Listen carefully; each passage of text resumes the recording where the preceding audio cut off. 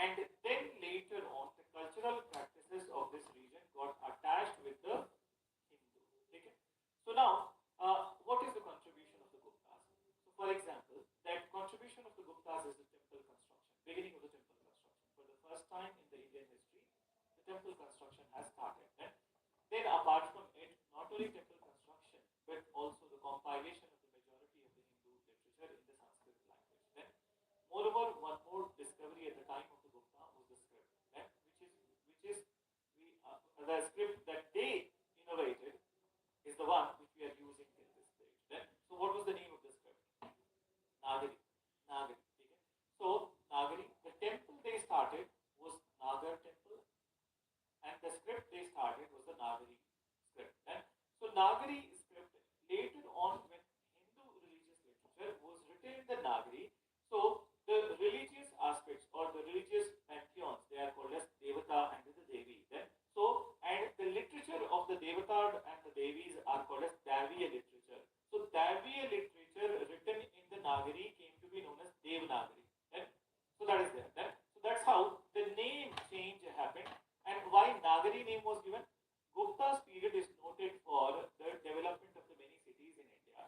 And some of the oldest cities, surviving cities, are from the Gupta period, which includes the Kasi. Okay? So Kasi is considered as one of the oldest cities in the world. Then, and in fact, there is a very famous traveler. His name is Mark Twain. Then, so Mark Twain has written about the Kasi that it looks even older than the history. Then, so this is what he mentioned about the Kasi. So Kasi's development, and moreover, actually the Nagar and the Nagari have all attributed to the Kasi itself. Then, so नगर में जो script develop हुआ, what is Nagar city, वो नागरी हो गया. नगर में जो मंदिर develop हुआ वो नगर टेम्पल हो गया. So this is how the naming happened. So this is one aspect. Written in the Nagari came to be known as Devanagari. So that is there. So that's how the name change happened. And why Nagari name was given? Gupta's period is noted for the development of the many cities in India. And some of the oldest cities, surviving cities, are from the Gupta period, which includes the Kasi. Okay? So Kasi is considered as one of the oldest cities in the world. Then, and in fact, there is a very famous traveler. His name is Mark Twain. So Mark Twain has written about the Kasi that it looks even older than the history. So this is what he mentioned about the Kasi. So Kasi's development, and moreover, actually the Nagar and the Nagari have all attributed to the Kasi itself. So नगर में जो script develop हुआ, what is Nagar city, वो नागरी हो गया. नगर में जो मंदिर develop हुआ वो नगर टेम्पल हो गया. So this is how the naming happened. So this is one aspect. Then the literature which we are talking about, so religious literature was compiled. So when we talk about the Hindu religious literature, Ved, Upanishad, Aranya, Puran, okay, Brahmad, so these all texts they existed in the oral form, Shruti. So as far as the Indian history is concerned, Indian history has always been a oral history. Then Shruti.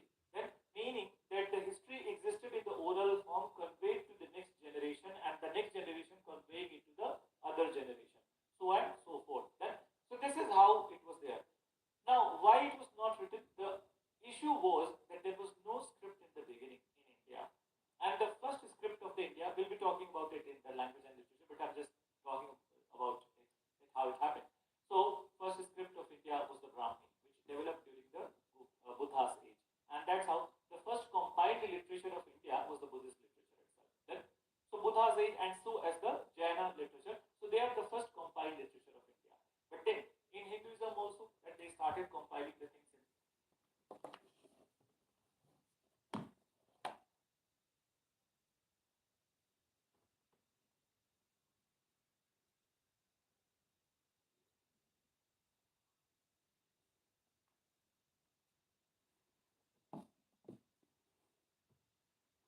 Brahmi literature. But Guptas developed a new script, and that was the Nagari script.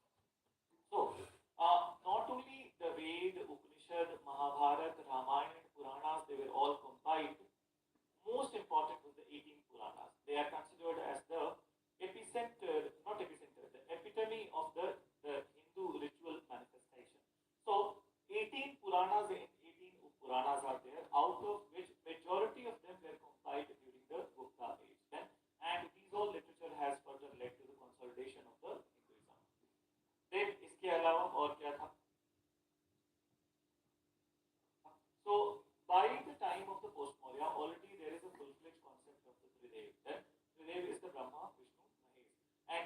Tridev Brahma is the creator, and Lord Vishnu is the preserver, and the Lord Mahesh is the destroyer. Right? So destruction for the reconstruction.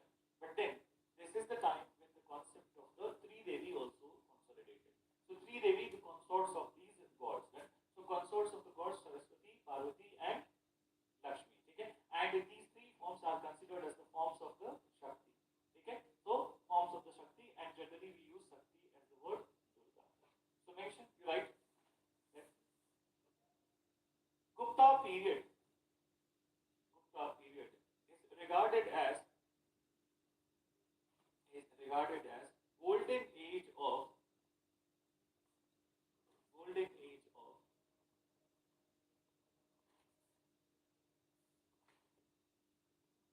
art and golden age of art and literature. Art and literature. It led to further institutionalization. It led to further institutionalization and institutionalization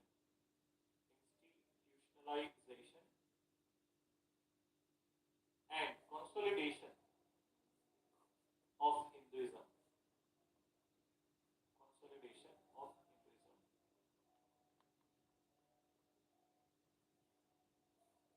In this period, the construction of Nagar style of temple started. Construction of Nagar style of temple started. Nagar style of temple started. Then moreover, majority of the Hindu religious literature,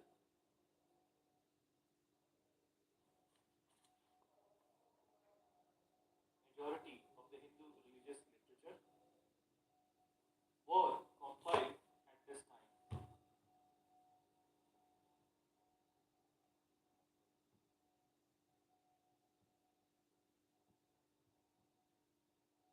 Led to further institutionalization and institutionalization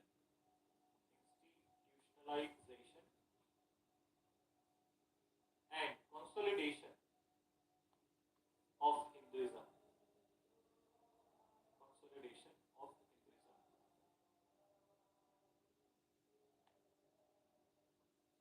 In this period, the construction of Nagar style of temple started. Construction of Nagar style of temple started. Nagar style of temple started. Then moreover, majority of the Hindu religious literature,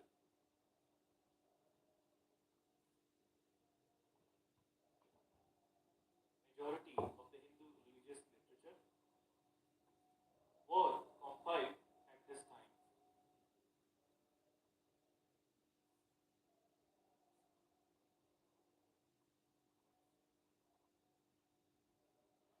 Were compiled at this time. For example, Puranas. For example, Puranas. Then mention paragraph change. In this age, the concept of Tridevi. In this age, the concept of Tridevi was also formalized. Concept of Tridevi was also formalized. Was also formalized.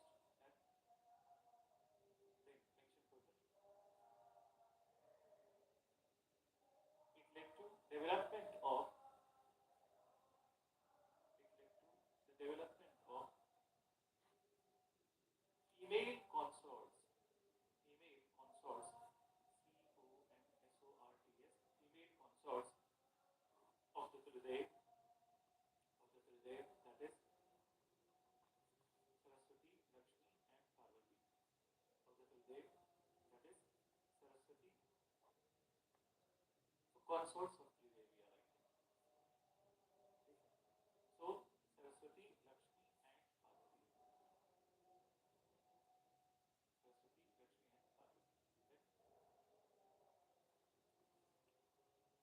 Parvati. Then, then just listen few things. Okay? Just wanted to make a survey in the class. Then, so how many of you are theistic? You understand what is theistic? How many of you are aspect? Raise your hands. Aspect. A good number of people. ठीक है? And better होता है कि मैं ये पूछता कि how many of you are atheistic? नास्तिक. Raise करो hands. देख लो तुम्हें खड़े हो जाओ. So there are few. ठीक है? So now it's not about. I just wanted to have a discussion with you. That many a times, just listen. So many times, what happens that we often that there is often debate between that what has been established spiritually and on the parameters of the science. Okay? So on the parameters of the science. Now you tell me, just let me know, which is oldest, spiritualism or the science? Spiritualism is the oldest. You're right. Then, so science is a newer thing. Okay? So old cannot be. Okay? Old must not be evaluated on the parameters of the new. So going by these, you need that what we need to maintain that your parents cannot be evaluated by you. Okay? They will be evaluated. They have seen much light. Right? So they have seen much light. They can evaluate you. Right? It's not like that they are not wrong. They are always right. That's a different thing. Right? But then what has already happened, then on the basis of that, then you can be evaluated. So like we are in this particular part of the age where these discussions are very normal in the society, and then there are a number of times that there are the rejections of the spiritual processes on just in the line of the science. Then, in fact, here also you'll find a number of the people, okay, the intellectuals in the class, then who are on the other side of the podium, said to be the intellectuals, then so they will be rejecting the spiritualism on the basis of the science. So now, I'm asking something from the science to you. ये बहुत अलग discussion है, class से related नहीं है, since we are talking about the Guptas, and I'm expecting that this year you will get the bombardment of the questions from the art and culture, ancient and medieval. You also know, सबको पता है, ठीक है? So be ready for it. Then, so now, ये बताओ that I hope all of you have heard about that in the religion when we talk about that these Puranas and actually what literature is written that Lord Vishnu has 10 forms. That's what written in the Puranas, that Lord Vishnu Dasavatar, and that Dasavatar is also depicted on the murti or the idol of the Lord Ram. Okay? During the Prana Pratishtha on the sides you have 10, see the 10 reincarnations of the Lord Vishnu. Then, so science will reject it. Science will obviously reject it. But how come there is a 10 reincarnations? Then that is one aspect. Science will reject it. Moreover, what has been depicted in the Puranas that will be rejected by the science. Then, so what has been depicted? So, for example, that Narad Muni, you all have heard about him. कभी कहीं प्रकट हो जाते हैं, कभी कहीं से चले जाते हैं. Right? So he can appear at any point of time. Then, moreover, Lord Vishnu at the same point of time, he is in the that Sesa Sai Mudra, or basically in the that particular Samudra where he is resting, and then at the same point of time he could be there on the earth also. So according to the science, it is not possible. But let me ask you questions to you that according to the science, what is possible? Metaverse. What is according to the science? What is possible? That Modi ji is in his house, then in Delhi, but at the same point of time, he will be giving a speech in Trivandrum. His metaverse is created. That is the live experience. Then, so live experience, it seems to the audience that Modi ji is speaking from here, then he is looking at you. He is also getting the same experience because the metaverse of you is getting created in his house. Then, so he could be present in his house also, and he could be present in the Trivandrum also. You are present over here also, and you are present over there also. Then, so what has been already proven spiritually, it is only to be proven by the science. This is what is there. Then, so what has been in the text of the India, or what has been in the religious text of the India, that is spiritually proven. It's only the science which is the newer thing which has to prove it. Then, so reincarnations are there. You live in the age of where very many things are made possible. Don't you consider that when you are dialing somebody, okay, from here, then, and you are making a video call from here, you are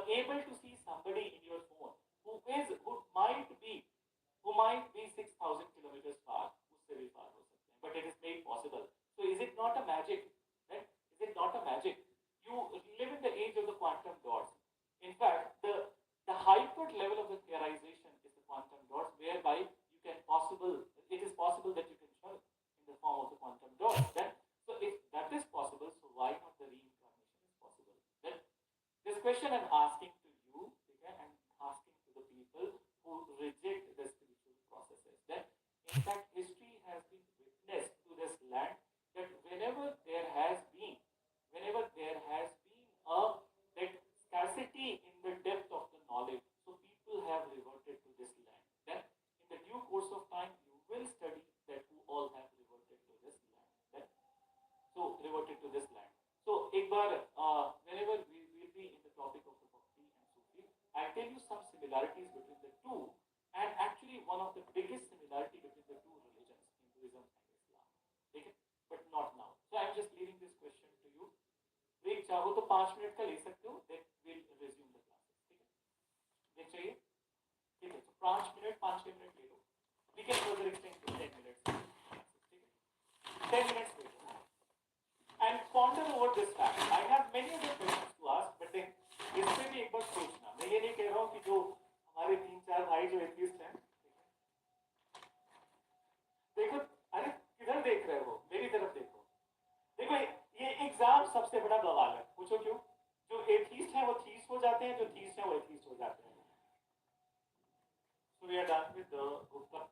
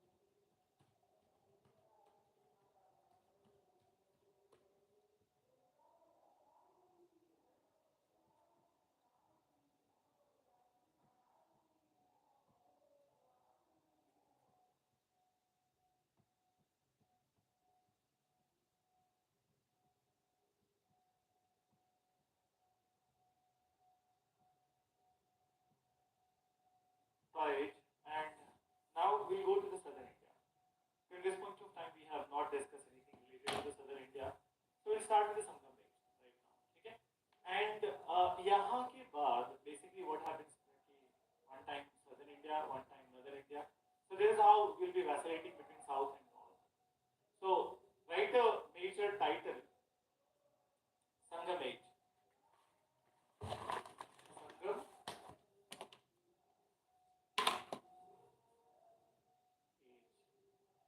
Sangamesh कर रहे हैं guys हम. So now listen. That Sangam age is specifically a phase in the history of the South India. Right? And basically it is called as Sangam age because of the compilation of a unique literature of that time, and that literature is known as Sangam literature. Right? So there were three dynasties which ruled in the southern India in this Sangam age, and they were the Chola, Chera, and Pandyas. Right? So Chola, Chera, and Pandyas. Moreover, there are disputes भी नहीं कहूँगा, difference of opinion between the Tamil Nadu government and also the other historians. Okay? So as far as the age is concerned, so Tamil Nadu government considers that the age of the Sangam is basically from 500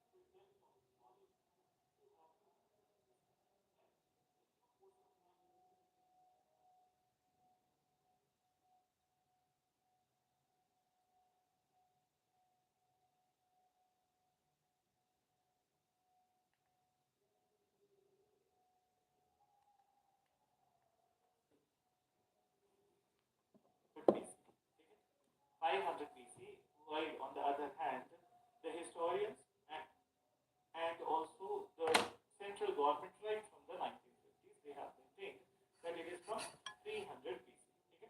So थोड़ा बहुत as का difference है दोनों के बीच में.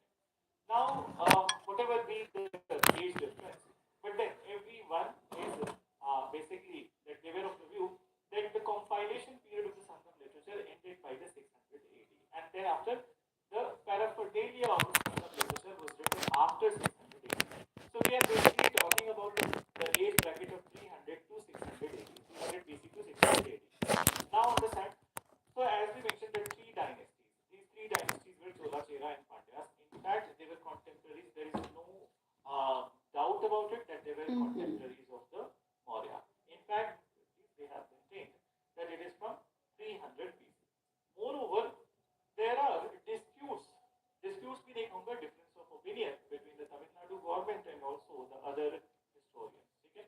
So, as far as the age is concerned, so Tamil Nadu government considers that the age of the Sangam is basically from 500 BC. Okay? 500 BC, while on the other hand, the historians and also the central government right from the 1950s they have maintained that it is from 300 BC. ठीक है? So थोड़ा बहुत as का difference है दोनों के बीच में. Now, whatever be the age difference, but then everyone is basically that they were of the view that the compilation period of the Sangam literature ended by the 600 AD, and thereafter the paraphernalia of the Sangam literature was written after 600 AD. So we are basically talking about the age bracket of 300 to 600 AD, 300 BC to 600 AD. Now understand. So as we mentioned, the three dynasties. These three dynasties were Chola, Chera, and Pandyas. In fact, they were contemporaries. There is no doubt about it that they were contemporaries of the Maurya. In fact, Asoka has mentioned their names in many of his inscriptions. For example, in some of his inscriptions, he has written Cheras as the Kerala Putras. Then, and moreover, he has also mentioned about the comparative autonomy of these dynasties, meaning that they were not completely annexed by Ashoka during his regime.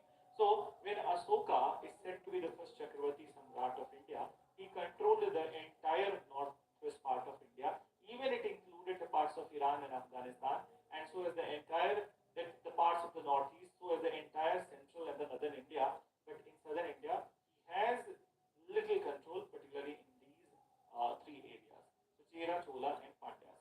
As far as the map is concerned, so see that the maps that we create in the classes that are changing maps, then that what has been there in the beginning may not be there after some point of time. So Cheras, their area, obviously Kerala, then and parts of the Karnataka, and then Tamil Nadu would also be there. Then when it comes to the Pandyas, so this area we can give it to the Pandyas, and the rest of the part, Chola. so this much is to be given to the Chola. Chola. Chera. Chola. Pandya. Pandya. Now understand. So this Sangam literature that we are mentioning, Sangam literature is basically Tamil literature.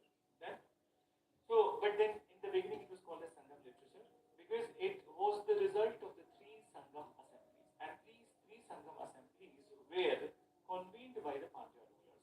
Another thing that you need to understand that they were adversary. Chola, Chera, and Pandyas were adversary. They were always fighting with each other. But when it came to the compilation of the literature, all of them have participated at Madurai. Okay? So these assemblies happened in and around Madurai. So there are two places where we read about the Sangam literature. Here we'll be giving a little bit of reference of Sangam literature, and then in the language literature, in the art and culture, we'll further elaborate on this particular topic. So एक बार थोड़ा सा लिखो, just mention that in between 300 BC to 600 AD, 600 AD, a unique tradition of compilation of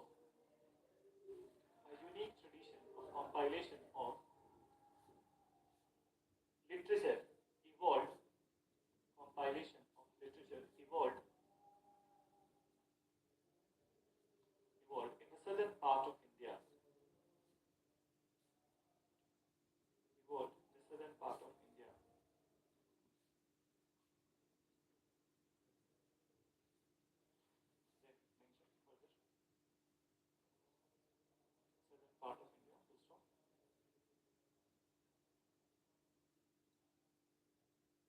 Sangam assemblies convened by Sangam assemblies convened by Pandya rulers.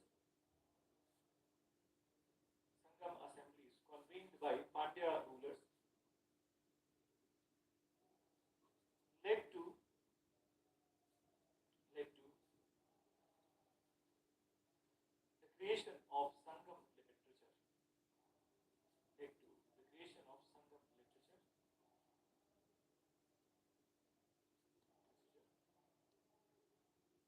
These assemblies, these assemblies were also attended by were also attended by the adversaries of Pandyas, adversaries of Pandyas, that is Cholas and the Cheras, that is the Cholas and the Cheras.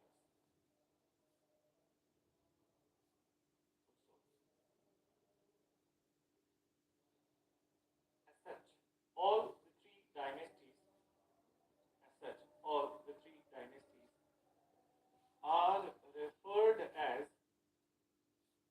Sangam Age dynasty,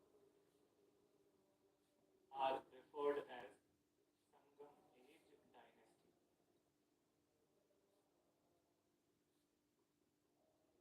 So let's start with these dynasties.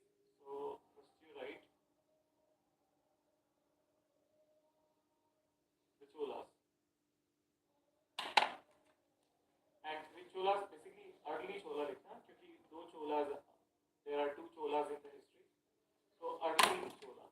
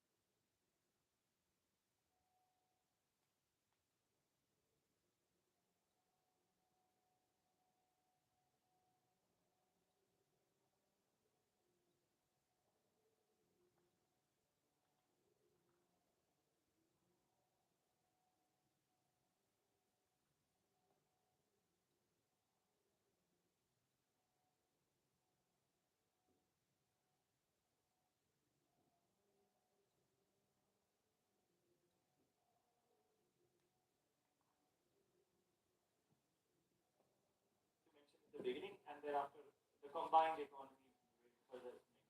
So understand. So the initial ruler of the Chola. So Ilara regarded as the initial Chola ruler, and moreover, his achievement in the beginning was that he conquered Sri Lanka, and for 50 years there was a Chola rule in the Sri Lanka. Right? But then he was the initial ruler. The most important ruler, the most important Chola ruler was, any idea? Karikala. Okay?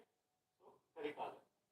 So, and there are two Karikalan. One is the Karikalan in the early Chola, and then the another Karikalan is in the later, the imperial Cholas. Then, so imperial Chola Karikalan was Aditya Karikalan. Okay, but he was the most famous one. So Aditya Karikalan के बारे में अभी नहीं बात करें. The one we